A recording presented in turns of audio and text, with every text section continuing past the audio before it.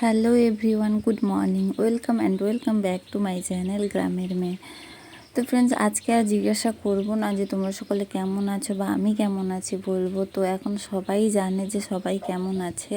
আমাদের রাজ্যে, আমাদের পশ্চিমবঙ্গে আজ এমন একটি মর্মান্তিক ঘটনার জন্য কেউই ভালো নেই আর ভালো থাকতেই পারে না। তো সবাই তো প্রতিবাদের জন্য ব্যস্ত। ঠিক এইসবের কারণে ভিডিও বানানোর মতো কোনো ইচ্ছেই হয় না বা ইচ্ছা জাগেও না। যাই হোক, অনেক দিন পর একটা ভিডিও শ্যুট করেছি আর সকালে উঠে আমি ফ্রেশ হয়ে রোজগারের মতো আমি বেরিয়ে পড়লাম খড়ের গাদাতে। আরে তোমরা ভাবছো আবার খড়ের গাদাতে হঠাৎ কেন? হ্যাঁ, আমি রোজ সকালে উঠে এখন বৃষ্টির দিনে খড়ের গাদাতেই যাই, কারণ ওখানে ছাতু থাকে, যেটাকে মাশরুম বলা হয়। তো ওটা তোলার জন্য। আর আমাদের বাইরেটা দেখো কিভাবে কাদা। তো এই পথ দিয়ে, বন জঙ্গলের পাশ দিয়ে যেতে হয় একটু।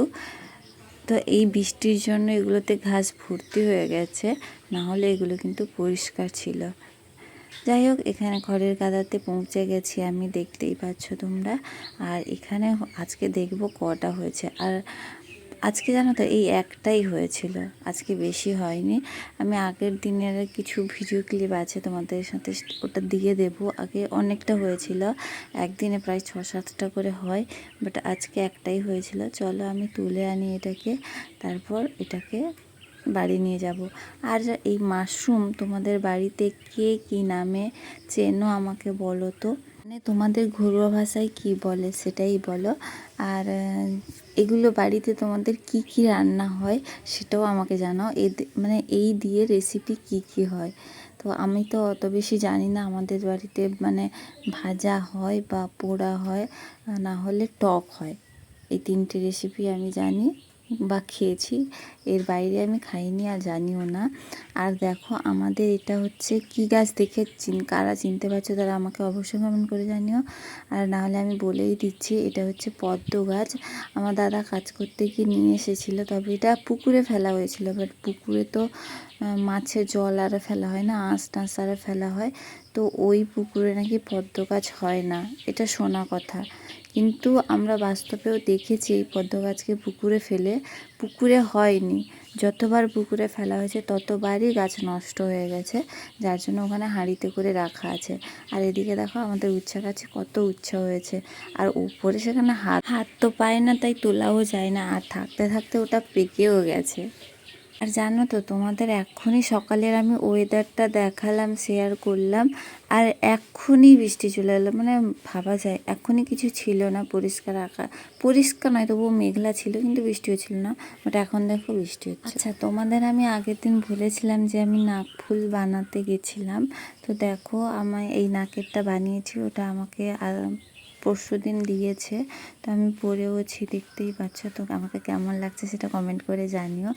আর এইগুলো আমাকে আগের দিন দেখিয়েছিল, যেগুলো আমার মোটেই পছন্দ হয়নি, যার জন্য আমি নতুন করে ডিজাইন বানাতে দিয়েছি। আর মা আজকে বাইরের কাজে ব্যস্ত ছিল, তো রান্নাঘরে আসতে পারেনি বা রান্না করতে টাইমও পাইনি, যার জন্য আমি আজকে ভাত বসিয়েও দিয়েছিলাম। আর তরকারিটা আজকে আমিও রান্না করব। তো এদিকে ভাত বসিয়ে দিয়েছি, আর এদিকে আমি পটল আলু কেটে নিয়েছি, কারণ আজকে পটল আলু নারকেল দিয়ে কারি হবে। আর তোমরা ভাবছো নারকেল দিয়ে কারি কীভাবে? হ্যাঁ, নারকেলকে কুড়ে ওই রসটাই দেওয়া হবে। আর এদিকে দেখো, আমি একটা শুকনো নারকেল নিয়ে নিয়েছিলাম, যেটা বাজছিলও। আর আমি কাটার জন্য কাটারি আর সাঁড়াশিও নিয়ে নিয়েছি। বাট এই সাঁড়াশিটা যে গন্ডগোল আছে, আমি আগে দেখিনি। যখন কাটতে যাই তখন দেখতে পাই যে মানে সাঁড়াশিতে ছাড়াতে পারছিলাম না, তখন দেখি সাঁড়াশিতে একটু প্রবলেম আছে। সো কী প্রবলেম তোমরা নিজেরাই দেখতে পেলে, এটা ঠিকঠাকভাবে বসছিল না। তো আমার হাত স্লিপ করে যেত এবং আমার হাতে পায়ে কিছু একটা ক্ষতি হতো, যার জন্য আমি ওটা কিন্তু ছাড়াইনি, অমনি রেখে দিয়েছিলাম। আর এদিকে যে আমি মাশরুমটা নিয়ে এসেছিলাম, এটা কিন্তু বানানো স্টার্ট করে দেবো, কারণ এটার আজকে টক করব। আর এই মাশরুমটাকে এইভাবে ছোট ছোট করে এইরকম ভেঙে নিতে হবে, আমি যেভাবে ভেঙে নিচ্ছি। তো এইভাবে ভেঙে নেওয়ার পরে বাইরের সাইডে যে কালো অংশগুলো তোমরা দেখতে পাচ্ছ, এই যে উপরেরটা, ওইগুলো ছাড়িয়ে দিতে হবে হালকা নখের সাহায্যে বা হাতে ঘষে ঘষে দিলে ছাড়িয়ে উঠে যাবে ওগুলো। তো এগুলো পুরোটাই পরিষ্কার করে দেবো। আর তার ডাঁড়িটাকে কিন্তু ফেলে দেব না, ডাঁড়িটাও লাগবে। তো এগুলো আমি প্রথমে ছাড়িয়ে নেওয়ার পরে পুঁটির সাহায্যে ওই ডাঁড়িটাকেও কেটে নেব ভালো করে। আর এগুলো কি জানো তো, ছোট ছোট একটু করে নেব যাতে শুদ্ধ হয়ে যায়। আর এগুলোকে ভালো করে চটকে চটকে চটকে চটকে ধুয়ে নিতে হবে, যাতে এই লাল রসটাকে বের করে ফেলতে হবে। তো আমি এখানে 2 থেকে 3 বার ধুয়ে নিলাম, তোমরাও ধুয়ে নেবে। আর এদিকে দেখো ভাতটা আমার হতে যায়, যার জন্য আমি দেখতে চলে এসেছি ভাতটা হয়েছে কিনা। তো ভাতটা আঙুলের সাহায্যে টিপে দেখবো, ভাতটা যদি সেদ্ধ হয়ে গিয়ে থাকে তাহলে আমি গড়িয়ে ফেলবো। বাট আমি যখন দেখলাম তখন কিন্তু হয়েছিল না, আর একটু যেত। তো ওই রকম বসতে বসতে প্রায় হয়ে এসেছিলো। তো তারপরে এর জন্য আমি এগুলো গড়িয়েও নেব ভাতটাকে।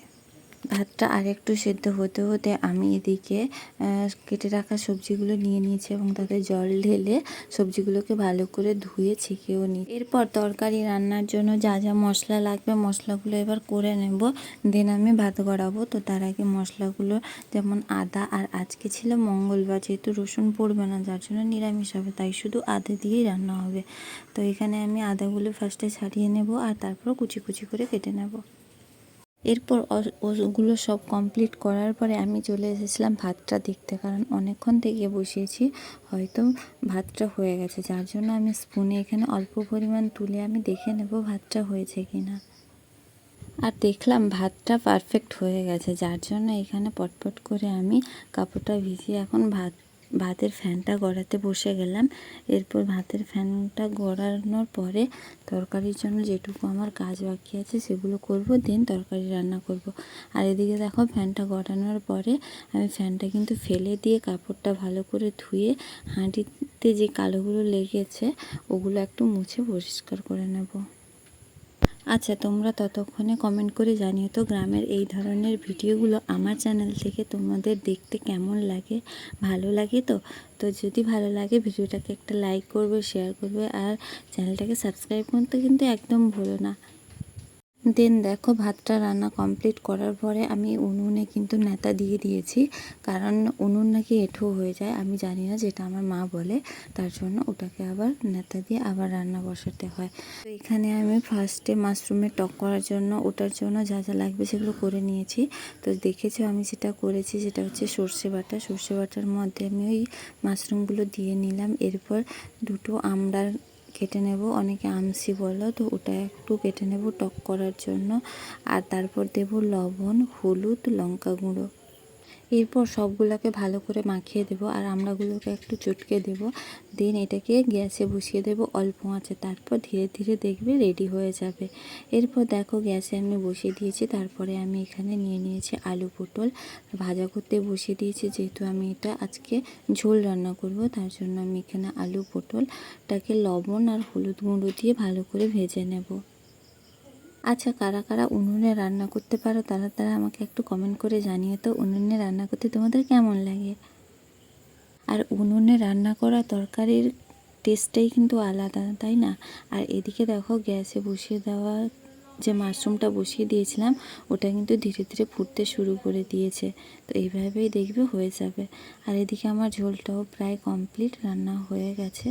এরপর দেখো বিকেলবেলা আমার কাছে একটা কল এলো যে ডেলিভারি বয় আমার কিছু পার্সেল ছিল ওটা নিয়ে এসছে, যার জন্য আমি এখানে বেরিয়ে পড়েছি আনতে।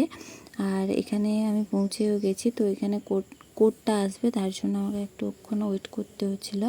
দেন তারপরে কোডটা চলে আসতে আমি ওটা কোডটা দিয়ে আমার পার্সেলটা নিয়ে বাড়ি চলে এসেছি। Thank you. আর জানো তো এখানকার রাস্তাঘাট কাদার জন্য আমাকে কিন্তু খালি পায়ে হেঁটে হেঁটে আসতে হয়েছে।